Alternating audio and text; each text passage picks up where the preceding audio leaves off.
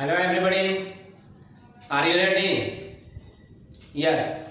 जैसा कि मैंने लास्ट क्लास में कहा था, न्यूमेरिकल प्रॉब्लम्स पर बेस्ड एक स्पेशल क्लास को होल्ड किया जाएगा। तो आज का दिन उस न्यूमेरिकल प्रॉब्लम्स पर होगा।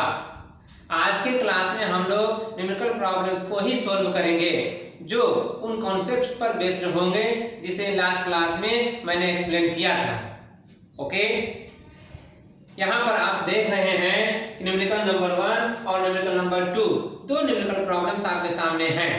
दोनों प्रॉब्लम्स को हम वन बाय वन सॉल्व करेंगे। तो सबसे पहले हम पिकअप करते हैं न्यूमेरिकल नंबर 2 को। इसे सॉल्व करने के बाद हमारे पास जो स्पेस होगा वो न्यूमेरिकल नंबर 1 के लिए सफिशिएंट स्पेस हो जाएगा, जिससे कि हम फ्री हैंड्स और फ्री स्पेस में सॉल्व करेंगे, जिससे कि हम फ्री हैंड से इसे डील कर सकेंगे। Now I read the question, numerical number 2. You listen carefully and try to understand. An object is placed on the main axis of a concave lens at a distance of 20 cm from it. If the focal length of the lens is 20 cm, find the location of the image. Yes, ये problem है, situation है। क्या ये situation कह रहा है हमसे? ये सिचुएशन हमसे ये कह रहा है कि अगर किसी ऑब्जेक्ट को प्लेस कर दिया जाए, मींस रख दिया जाए ऑन द मेन एक्सिस पर। किसके मेन एक्सिस पे?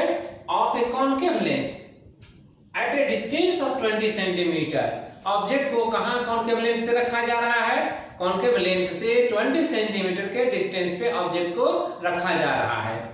तो ये हो गया हमारे लिए ऑब्जेक्ट डिस्टेंस। ये 20 सेंटीमीटर हमारे लिए ऑब्जेक्ट डिस्टेंस हो गया, ठीक है। और focal length of the lens is 20 centimetre. Lens का फोकल लेंथ भी 20 सेंटीमीटर ही है। लीजिए 20 सेंटीमीटर फोकल लेंथ हो गया ये। ओके, तो अब हमें किसका जवाब देना है? अब हमें जवाब देना है इस पॉइंट का। Find the location of the image. पूछा जा रहा है कि इमेज का लोकेशन क्या होगा, मींस इमेज डिस्टेंस क्या होगा।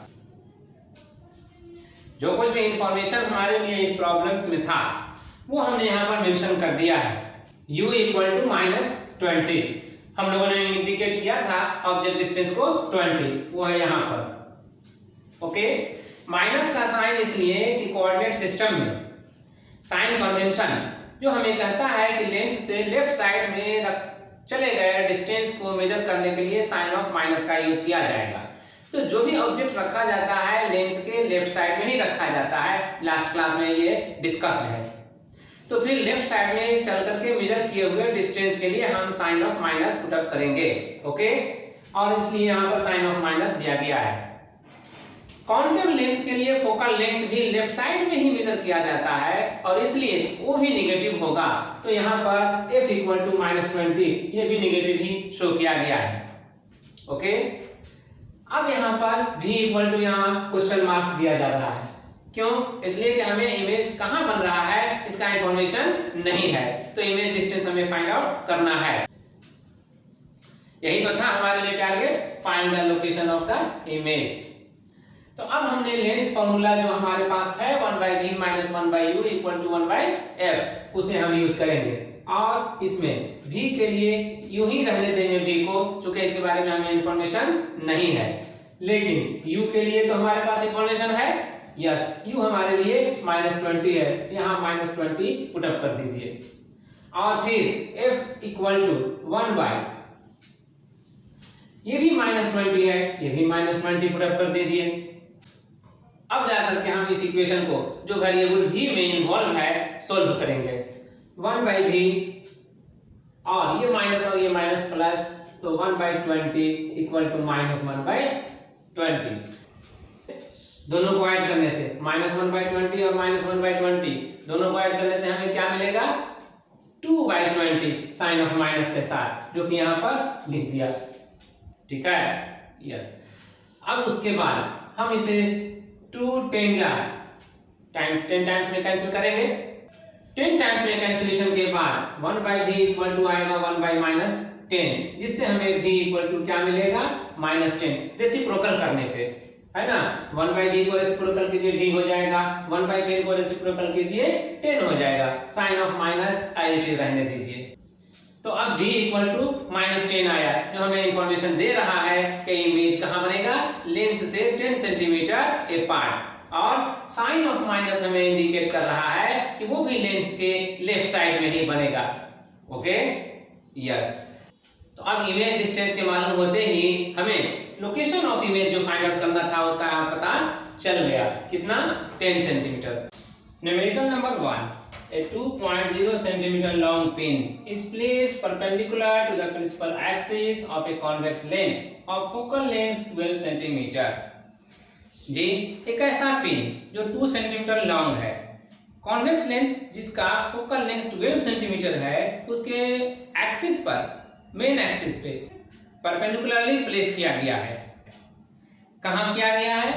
Now you read the next sentence. If the pin is at a distance of 15 centimetre from the lens, अगर पिन को लेंस से 15 सेंटीमीटर डिस्टेंस पे रखा गया हो, तब point 1, find the position, size and nature of the image. Image का position कहाँ होगा, साइज क्या होगा और उसका नेचर क्या होगा, ये पॉइंट 1 में हमें फाइंड आउट करना है। Point 2, draw a diagram to justify the answer. और जो आंसर आप लाएंगे या हम लाएंगे उसको जस्टिफाई करने के लिए एक रे डायग्राम को भी ड्रॉ करना है, ये पॉइंट 2 का कहना है। रे डायग्राम ड्रॉ कीजिए। Point 3, find the power of the lens. और इस थर्ड पार्ट में कहा जा रहा है लेंस का पावर क्या होगा, उसको फाइंड आउट कीजिए। तो 1 बाय 1 हम तीनों पार्ट्स का आंसर करेंगे, तीनों पॉइंट को आंसर करेंगे। तो सबसे पहले हम लेते हैं पॉइंट 1, जिसमें हमें पोजीशन, साइज और नेचर ऑफ इमेज को पता करना है। जो इंफॉर्मेशन हमें क्वेश्चन में है, जैसे इंफॉर्मेशन है हमारे पास लेंस का फोकल लेंथ 12 सेंटीमीटर है, ये 12 सेंटीमीटर। तो यहाँ पर मैंने मेंशन किया f इक्वल टू 12, और लेंस से 15 सेंटीमीटर के डिस्टेंस पर पिन को रखा गया है, ऑब्जेक्ट को रखा गया है। तो ऑब्जेक्ट डिस्टेंस यहाँ पर 15 होगा। तो u इक्वल टू यहाँ पर मैंने मेंशन किया है -15। यहाँ साइन कन्वेंशन का यूज करके यहाँ पर वैल्यूज को पुटअप किया है। साइन कन्वेंशन कहता है कि जो डिस्टेंस ऑप्टिकल सेंटर से लेफ्ट की तरफ जाएगा मेजर होने के लिए वो नेगेटिव होगा, और जो डिस्टेंस ऑप्टिकल सेंटर से राइट की तरफ जाकर के मेजर करना होगा वो पॉजिटिव होगा। तो यहाँ पर u ऑब्जेक्ट डिस्टेंस है, और इसलिए इसको मेजर करने के लिए ऑप्टिकल सेंटर से लेफ्ट जाना होगा, इसलिए यहाँ पर नेगेटिव साइन दिया गया है। और f यहाँ फोकल लेंथ है। फोकल लेंथ कॉन्वेक्स लेंस के लिए ऑप्टिकल सेंटर से राइट जाकर के मेजर करना पड़ता है, इसलिए वो पॉजिटिव है। तो u -15 हो गया और f 12 प्लस हो गया, +12। अब हमारे पास लेंस फॉर्मूला है। लेंस फॉर्मूला आपको याद है 1/v - 1/u = 1/f, ये होता है। u का वैल्यू -15 था, u का वैल्यू -15 है, तो u को रिप्लेस कर दिया -15 से। f का वैल्यू 12 है, तो f को रिप्लेस कर दिया 12 से। अब माइनस और ये माइनस मिलकर क्या होगा, प्लस, इसलिए यहाँ नेक्स्ट स्टेप में लिखा गया है 1/v + 1/15 = 1/12। अब हमारे लिए v में यह एक इक्वेशन हो गया, और इसे सोल्व करने के लिए हम 1/15 को राइट साइड लाए हैं। तो 1/12 - 1/15 होगा। 12 और 15 का एलसीएम 60 होगा, 60 यहाँ लिया गया। 12 5 जा 60, 5 टाइम्स में डिवाइड हो रहा है, तो उसी 5 से इस 1 को मल्टीप्लाई करेंगे और 5 1 जा 5 लिखेंगे। अब इसका काम पूरा हो गया, तो अब 15 से आते हैं डिवाइड करने के लिए। 15 4 जा 4 टाइम्स में डिवाइड हो रहा है, तो उसी 4 से अब इस 1 को मल्टीप्लाई करेंगे और 4 1 जा 4 यहाँ लिख दिए। तो अब 5 - 4 = कितना होगा, 1। तो ये 1 यहाँ आया, 1/60, 60 ये। तो अब आइए 1/v का वैल्यू हुआ 1/60। तो अब 1/v किसके इक्वल हो गया, 1/60 के। तो अब बाय क्रॉस मल्टीप्लिकेशन हम पता कर सकते हैं कि v का वैल्यू क्या होगा, और ये वैल्यू v का आया 60। क्रॉस मल्टीप्लिकेशन से कितना आया, v का वैल्यू 60, या फिर इसको रेसिप्रोकल भी कर दीजिए बोथ साइड, तब भी v का वैल्यू कितना आ रहा है, 60। तो अब इससे पता चल गया कि इमेज 60 सेंटीमीटर अपार्ट बनेगा लेंस से। ठीक है। पॉजिटिव साइन अब यहाँ पर इंडिकेट कर रहा है, नेगेटिव साइन तो है नहीं, पॉजिटिव साइन यहाँ इंडिकेट कर रहा है कि इमेज लेंस के राइट साइड बनेगा, और जो इमेज लेंस के राइट साइड बनता है वो really intersection of refracted ray of light से बनता है। तो जो image real intersection of refracted ray of light से बनता है वो इमेज भी रियल होता है ना। यस, तो इमेज कैसा होगा, रियल होगा। तो इसमें हमें यहाँ पर पता चल गया v के वैल्यू फाइंड आउट होने से कि इमेज रियल होगा। ओके, और इसका पोजीशन कहाँ होगा, लेंस से 60 सेंटीमीटर अपार्ट होगा। आइए फर्दर इंफॉर्मेशन के लिए, तो फर्दर इंफॉर्मेशन में हमें चाहिए इन्वर्टेड होगा इमेज के इरेक्ट होगा इसका, और लार्जर होगा कि स्मॉलर इसका। तो ये इंफॉर्मेशन हमें मिलेगा मैग्निफिकेशन से। जी, मैग्निफिकेशन को हम लोग जानते हैं v बाई u से डिफाइन किया जाता है। तो अब m को भी तो हम लोग डिफाइन करते हैं साइज ऑफ इमेज और साइज ऑफ ऑब्जेक्ट से। यस, तो m को रिप्लेस कर दिया गया है hi बाई ho से। hi साइज ऑफ इमेज को इंडिकेट कर रहा है और ho साइज ऑफ ऑब्जेक्ट को इंडिकेट कर रहा है। फिर v का वैल्यू हमने फाइंड आउट किया है 60, तो v को रिप्लेस कर दिए 60 से, और u का वैल्यू यहाँ पर मेंशन्ड है अकॉर्डिंग टू क्वेश्चन -15, तो u को रिप्लेस कर दिया हमने -15 से। अब आइए साइज ऑफ इमेज और साइज ऑफ ऑब्जेक्ट में, हमें साइज ऑफ ऑब्जेक्ट का इंफॉर्मेशन है नहीं, ये 2 सेंटीमीटर लॉन्ग पिन, यही ना है, पिन ही ऑब्जेक्ट है, तो पिन का लेंथ 2 सेंटीमीटर है, और इसलिए हम यहाँ पर ho को रिप्लेस करेंगे 2 से। ho को 2 से रिप्लेस करने के बाद अब क्या करेंगे, ये 15 4 जा 60, 4 टाइम्स में कैंसिल हो रहा है, तो यहाँ पर कैंसिल करने के बाद जो आ रहा है -4 वो लिख दीजिए, 4 ये और साइन ऑफ माइनस यहाँ। तो अब ho को रिप्लेस किया गया है 2 से अकॉर्डिंग टू क्वेश्चन, यहाँ पर आप मेंशन कर दीजिए अकॉर्डिंग टू क्वेश्चन। यस, अब जाकर के hi का वैल्यू को फाइंड आउट करने के लिए 2 को राइट साइड ले जाइएगा, -4 × 2 लिखना होगा। यस, तो अब आप लिखिए, तो अब आया हमारे पास hi का वैल्यू -8। तो 8 तो वैल्यू हुआ जो बता रहा है कि साइज ऑफ इमेज क्या हो सकता है, 8 सेंटीमीटर लॉन्ग ये साइज ऑफ इमेज होगा। और माइनस का साइन क्या बता रहा है, माइनस का साइन ये बता रहा है कि ये इमेज जो फॉर्म होगा वो एबव मेन एक्सिस नहीं बल्कि बिलो द मेन एक्सिस होगा। तो below the main axis form होने वाला इमेज इरेक्ट नहीं बल्कि इन्वर्टेड होता है। तो फिर यहाँ पर हमें इंफॉर्मेशन मिल गया कि साइज ऑफ इमेज 8 होगा और ये इन्वर्टेड होगा। तो अब इतने सारे इंफॉर्मेशन जब हो गए तो अब हमें नेचर ऑफ इमेज को डिस्क्राइब कर देना है। तो ये रहा nature of image, real, inverted, larger in size and beyond C for centre of curvature. ये रहा इमेज का ray diagram. Object PQ main axis के परपेंडिकुलरली यहाँ रखा हुआ है और इसका इमेज P', लेंस के दूसरे साइड में बन रहा है। अब ये देख लीजिए, जो भी यहाँ नेचर ऑफ इमेज में डिस्क्राइब किया हुआ है वो यहाँ पर जस्टिफाइड है या नहीं है। तो पहला पॉइंट है यहाँ रियल। अब ये रियल यहाँ पर है कि नहीं देख लीजिए, ये image refracted ray of light के रियली इंटरसेक्शन से फॉर्म हो रहा है या वर्चुअली इंटरसेक्शन से फॉर्म हो रहा है। रियली राइट साइड में हम इसे प्रोड्यूस कर रहे हैं और ये यहाँ आकर के इंटरसेक्ट कर रहा है। तो जब real intersection of refracted ray of light हो रहा हो तो फिर इमेज रियल बनता है। और वैसे भी मैंने क्या बताया था, v का साइन कैसा आ रहा है, पॉजिटिव, तो पॉजिटिव आ रहा हो तो कैसा होता है, रियल। तो इस तरह से ये इमेज रियल बन रहा है, इस रे डायग्राम से जस्टिफाइड हो गया। अब दूसरा पॉइंट है यहाँ पर इन्वर्टेड। इन्वर्टेड है ये आप देख लीजिए रे डायग्राम में। यस, ऑब्जेक्ट PQ का हेड Q अबव है मेन एक्सिस से और इमेज P', का हेड बिलो है मेन एक्सिस से, तो फिर ये इन्वर्टेड हुआ। यस, तीसरा पॉइंट जो यहाँ देख रहे हैं लार्जर इन साइज, इमेज के साइज को कंपेयर कीजिए ऑब्जेक्ट के साइज से। अब इसके कंपैरिजन में इसका लेंथ तो कहीं ज्यादा है। यस, तो आप कह सकते हैं कि लार्जर इन साइज इमेज बन रहा है और इसलिए ये जस्टिफाइड है। अब लास्ट पॉइंट है beyond C, nature of image में। तो अब आप यहाँ देख लीजिए C यहाँ पर फिक्स करके, C को फिक्स करने के लिए आप क्या थ्योरी अपनाएंगे, C सेंटर ऑफ कर्वेचर है और सेंटर ऑफ कर्वेचर फोकस से डबल डिस्टेंस पे रहता है ऑप्टिकल सेंटर के रिस्पेक्ट में, यस। तो अब इसका डिस्टेंस कितना हो सकता है, यहाँ पर दिया हुआ है 12 centimetre, yes, according to question focal length 12 centimetre है। तो 12 सेंटीमीटर का डबल अगर करेंगे तो डिस्टेंस कितना आएगा, इतना का डबल करेंगे तो ये इतना डिस्टेंस और हमें लेना पड़ेगा, और तब हम कह सकते हैं कि ये पॉइंट इस पॉइंट के साथ जो डिस्टेंस बनाएगा वो डबल डिस्टेंस बनाएगा इस डिस्टेंस का, यस, ऐसा कह सकते हैं। और तब यहाँ पर हम ये पॉइंट सी को फिक्स कर सकते हैं। तो ये सेंटर ऑफ कर्वेचर हो गया।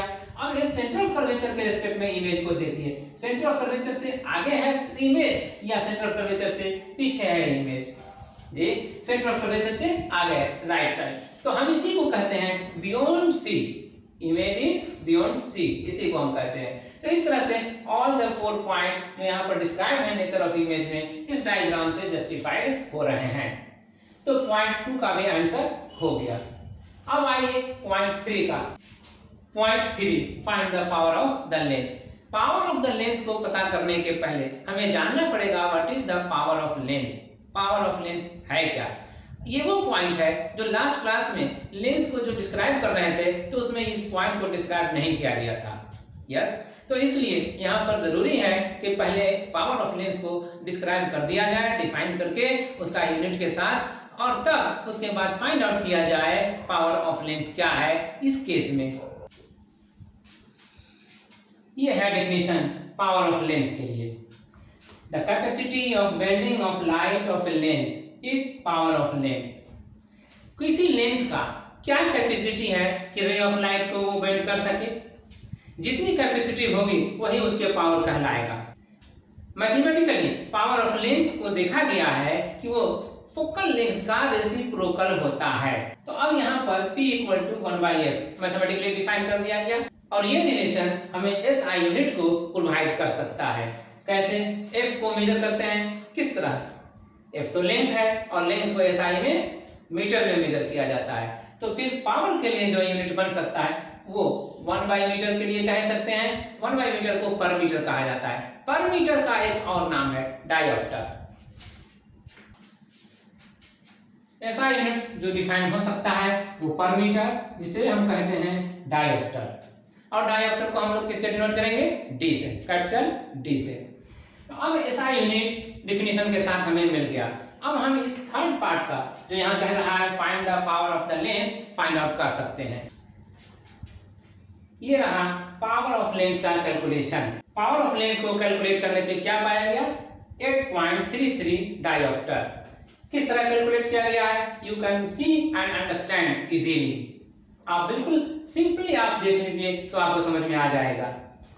P = 1/f होता है, ये डिफाइंड है, अभी अभी डिफाइन किया गया, ठीक। तो अब F को आप लिखिए, F का इंफॉर्मेशन यहाँ 12 सेंटीमीटर है, तो 12 सेंटीमीटर को आप मीटर में कन्वर्ट कर लीजिए, 12/100 मीटर हो जाएगा। और तब P = 1/f को रिप्लेस कर दीजिए इस 12/100 से, 12/100 से रिप्लेस कर दीजिएगा, तो अब क्या आएगा? तो 100 न्यूमरेटर बन जाएगा और 12 डिनोमिनेटर रहेगा। 12 को 3 4 टाइम्स में कैंसिल कर सकते हैं, तो 100 को भी 4 टाइम्स में कैंसिल कर सकते हैं 25 से। 25 4 100 एंड 3 4 12। तो अब फाइनल हमें क्या आया? 25/3। ये डायोप्टर में आएगा, यस। डायोप्टर यहाँ लिखना चाहे तो लिख दें, और नहीं तो यहाँ तो लिखा हुआ है ही। अब 25/3 को आप डेसिमल फ्रैक्शन में कन्वर्ट करेंगे तो फिर क्या आएगा? 8.33। ये ऑलरेडी इसका आंसर था और हो गया आंसर कंप्लीट। अब इस तरह से इसका तीनों पार्ट का आंसर हमने इसके साथ ही कर दिया। Now you have understood. ये 2 मोर न्यूमेरिकल्स हैं, numerical number 3 and numerical number 4। 1 by 1 हम इन्हें भी सॉल्व करेंगे, लेकिन न्यूमेरिकल नंबर 4 को हम पहले पिकअप करते हैं। पढ़िए numerical number 4। A convex lens of focal length 18 cm and a concave lens of focal length 24 cm। दो लेंस है, एक कॉन्वेक्स है एक कॉन्केव है, दोनों का फोकल लेंथ का इंफॉर्मेशन है। एक का फोकल लेंथ 18 सेंटीमीटर और दूसरे का फोकल लेंथ 24 सेंटीमीटर है। दोनों को कांटेक्ट में रखा गया है, are placed in contact such that they have a common principal axis। दोनों को एक ही प्रिंसिपल एक्सिस एज्यूम करते हुए, मतलब कोएक्सियली दोनों को रख दिया गया है कांटेक्ट में। पूछा जा रहा है will the combination act as a convex lens और ए कॉन्केव लेंस। जो कॉम्बिनेशन बना कांटेक्ट में रखने पे लेंस का, वो कॉम्बिनेशन एक कॉन्केव लेंस की तरह काम करेगा या एक कॉन्वेक्स लेंस की तरह काम करेगा, ये हमसे पूछा जा रहा है। फिर find the focal length and power of the combination. और फिर जब ये बता दिया जाएगा कि वो कॉम्बिनेशन एक कॉन्वेक्स लेंस की तरह काम कर रहा है या कॉन्केव लेंस की तरह काम कर रहा है, तो उसका फोकल लेंथ क्या होगा और फोकल लेंथ के बाद फिर उसका पावर क्या होगा, ये 2 पॉइंट और है इसमें एडेड। तो 1 बाय 1 हम इनका आंसर करेंगे, लेकिन सबसे पहले कॉम्बिनेशन किस तरह का एक्ट कर रहा है हम इसको फाइंड आउट कर लें। Okay, now you look. पहले लेंस के लिए फोकल लेंथ 18 सेंटीमीटर यहाँ पर इंडिकेटेड है और दूसरे लेंस के लिए फोकल लेंथ 24 सेंटीमीटर यहाँ इंडिकेटेड है।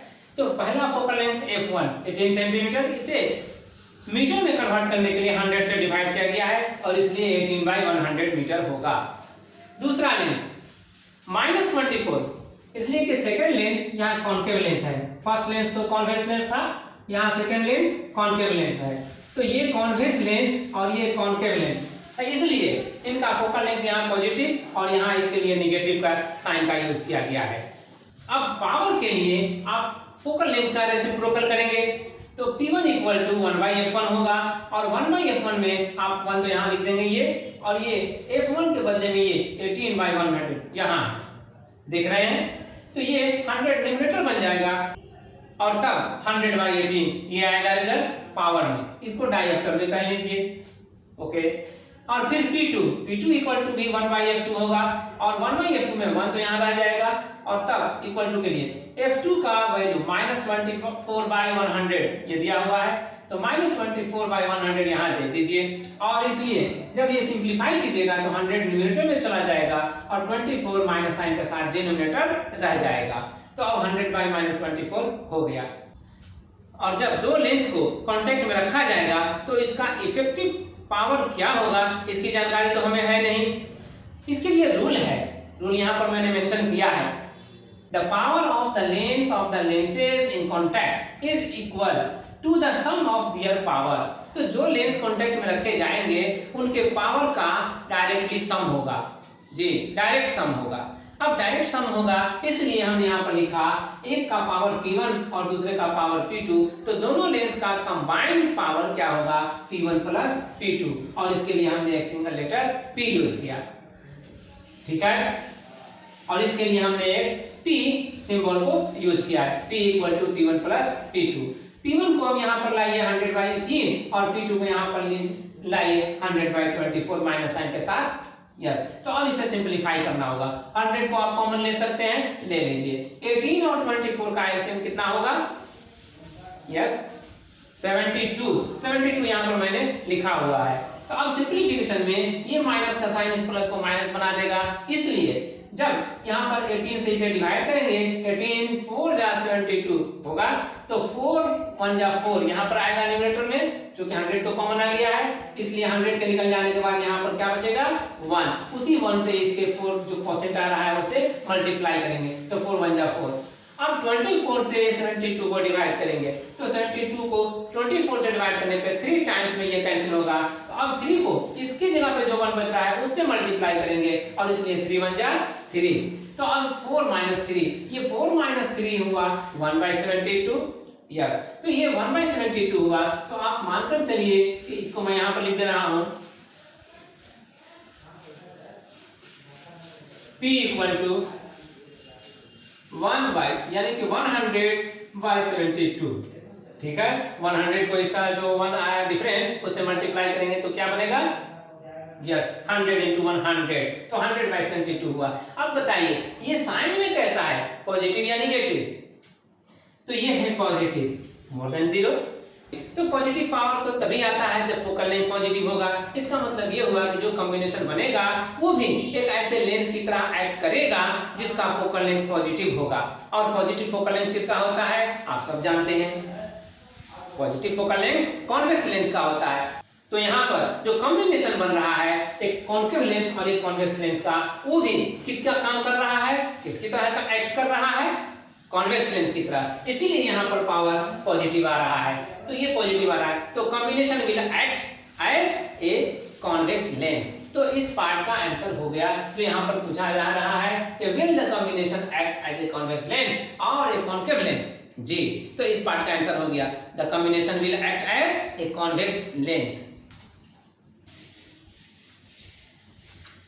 कॉन्वेक्स लेंस की तरह एक्ट कर रहा है, वर्क कर रहा है। तो अब इसका पावर क्या होगा? पावर तो हमने निकाल ही रखा है 100/72। तो यहाँ पर पावर लिख लीजिए, पावर इक्वल टू 100/72 डायोप्टर। जी, और अब यहाँ क्या होगा? 100 में 72 से डिवाइड कर दीजिएगा, जो आएगा वही आपका एक्चुअल पावर हो जाएगा लेंस का। कैलकुलेशन से 1.38 डायोप्टर आ रहा है, कह सकते हैं आप 1.4 डायोप्टर। ठीक है, ओके। तो अब आपका इस न्यूमेरिकल का आंसर हो गया। किस तरह हुआ ये मेथड आपने देख लिया। अब न्यूमेरिकल नंबर 4 को, इस न्यूमेरिकल को सॉल्व करने के बाद, कंप्लीटली आंसर करने के बाद हम आते हैं न्यूमेरिकल नंबर 3 की तरफ। न्यूमेरिकल नंबर 3 को पढ़िए। ए convex lens, a convex lens of power 4 diopter is placed at a distance of 40 cm। कहां पर रखा गया है? 40 सेंटीमीटर के डिस्टेंस पर रखा गया है। कहां से? फ्रॉम ए वॉल, एक वॉल से 40 सेंटीमीटर के डिस्टेंस पर एक कॉन्वेक्स लेंस को रखा गया है, और उस कॉन्वेक्स लेंस का पावर क्या है इसका इंफॉर्मेशन दिया है 4 dioptre. At what distance from the lens should a candle be placed? Lens से कितना डिस्टेंस पर एक कैंडल को रखा जाए कि so that its image is formed on the wall. क्या कहा जा रहा है? लेंस से कितना डिस्टेंस पर एक कैंडल को रखा जाए कि उसका इमेज वॉल पर फॉर्म हो सके, बन सके। तो अब हमें इसे कैसे टैकल करना है, इसका आइडिया एक रफ डायग्राम स्केच करके हम लोग लेते हैं। तो रफ डायग्राम हमने स्केच किया है। वॉल ये हुआ, लेंस ये हुआ और कैंडल ये हुआ। अब क्या देखना है, क्या समझना है? तो सबसे पहले आप देख लीजिए, कैंडल से जो रे ऑफ लाइट निकलेगा वो लेंस पर इंसिडेंट करेगा, इंसिडेंट करेगा तो रिफ्रैक्ट भी होगा। रिफ्रैक्शन इस तरह से होगा कि जो इंटरसेक्शन होगा रिफ्रैक्टेड रे ऑफ लाइट का, वही इमेज फॉर्म करेगा ना, तो वो वहां पर इंटरसेक्शन होना चाहिए जहां पर वॉल है, ताकि वॉल पर उसका इमेज फॉर्म हो सके। यही हमारा यहाँ पर सर्कमस्टांसेस है ना, so that its image is form on the wall. कहां पर रखा जाए कैंडल को कि उसका इमेज वॉल पर बन सके, यही था सिचुएशन। यस, यही सिचुएशन है। तो हम यहाँ पर अब इस सिचुएशन को इसके जरिए डील करते हैं। ये वॉल है और ये लेंस है। कितना डिस्टेंस है इनके बीच? डिस्टेंस जो है वो 40 सेंटीमीटर का है। इसका मतलब ये हुआ कि ये डिस्टेंस जो आप ले रहे हैं या लेंगे वो इमेज डिस्टेंस होगा या ऑब्जेक्ट डिस्टेंस होगा। लेंस से जहां पर भी इमेज बनता है वहां तक का डिस्टेंस इमेज डिस्टेंस होता है, इसलिए भी यहां पर लिखा जाएगा v = 40 सेंटीमीटर। यस, प्लस क्योंकि रियल इमेज बन रहा है। और अब कैंडल कहां रखा गया है? तो लेंस से कैंडल लेफ्ट साइड में रखा गया है, लेकिन इसका डिस्टेंस क्या है ये अननोन है। ओके, ये मालूम नहीं है। तो अब तीसरा पॉइंट जो यहां पर दिया हुआ है वो 4 डायोप्टर का दिया हुआ है। Power of lens, yes, power of lens में 4 डायोप्टर दिया हुआ है। तो आप यहां पर कह लीजिए according to question P = 4 dioptre. P = 4 dioptre का मान ये हुआ = 4, 1/f = 4, बट 1/f = तो होता है 1/v - 1/u, यस, जो कि 4 के इक्वल हो रहा है। अब यहाँ पे v को आप इंफॉर्मेशन जो दे रहे हैं 40 सेंटीमीटर, यहाँ पर रिप्लेस कर सकते हैं v को 40 से, लेकिन ठहरिए, यहाँ पर जो P = 4 डायोप्टर था, वो डायोप्टर तो तभी ना आता है जब फोकल लेंथ मीटर में कन्वर्टेड होता हो। यस, तो जब ये मीटर में कन्वर्टेड होगा तभी ये 4 आया है। तो 1/f अगर 4 है तो ये मीटर में कन्वर्टेड ही हुआ होगा। यस, तो मीटर में कन्वर्ट करने पर ही ये हुआ है, तो इसलिए 40 सेंटीमीटर को भी आप चाहें तो मीटर में कन्वर्ट कर लें। यस, और तब आप यहाँ पर इसको 40/100 कह लें। यही आप 40/100 यहाँ पर रख लीजिए।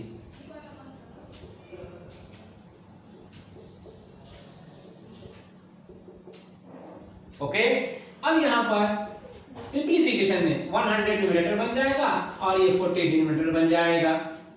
4 को आप राइट साइड से लेफ्ट साइड ले आइए, 1/u को राइट साइड ले जाइए। 4 राइट से लेफ्ट साइड आने में माइनस हो जाएगा और 1/u लेफ्ट से राइट जाने पे माइनस से प्लस हो जाएगा। यहाँ 0 और 0 कैंसिल हो गया। तो अब 10/4 माइनस 4 इक्वल टू 1/u। अब यहाँ पर आप 2 2 जा 4 और 5 2 जा 10 कर लीजिए। तो 2.5 माइनस 4 इक्वल टू 1/u हुआ। अब 2.5 माइनस 4 के माने ये हुआ 1.5, लेकिन साइन ऑफ माइनस के साथ। ठीक है, यस 1.5 साइन ऑफ माइनस के साथ। तो अब u इक्वल टू कितना होगा 1/1.5। यस, अब इसे आप क्या करना चाहेंगे, अब इसे आप डेसिमल रिमूव कीजिए और तब 10/15 कर लीजिए। तो u इक्वल टू आया 10/15। ये किस में आएगा, मीटर में या सेंटीमीटर में? मीटर में, क्योंकि हमने जो कुछ भी था इंफॉर्मेशन उसे मीटर में कन्वर्ट कर दिया था 100 से डिवाइड करके। ये तो पहले ही से मीटर में कन्वर्टेड था ही, और इसीलिए यहाँ पर जो रिजल्ट आएगा वो भी मीटर में आएगा। अब ये मीटर में आया है तो फिर हम इसे चाहे तो सेंटीमीटर में कन्वर्ट करें और चाहे तो इसे यूं ही एज इट इज आंसर कर दें। 66.67 सेंटीमीटर ये आंसर हो गया इस क्वेश्चन का। तो अब आपने देख लिया 1 2 3 4 न्यूमेरिकल्स को यहाँ पर आज की क्लास में सोल्व किया गया। किस तरह सोल्व किया गया, किस तरह इंफॉर्मेशन को अंडरस्टैंड किया गया, किस तरह उनको अप्लाई किया गया जो फॉर्मूले एप्रोप्रिएट थे उनके साथ। तो अब ये आपने आज देख लिया। अब इसके बेसिस पे आप अपनी तरफ से खुद भी कोशिश करें, अटेम्प्ट करें कुछ न्यूमेरिकल्स को टेकअप करके। अगर सोल्व नहीं होता है तो फिर मुझसे कांटेक्ट करें और जो भी डाउट है उसे रिमूव करें। ओके।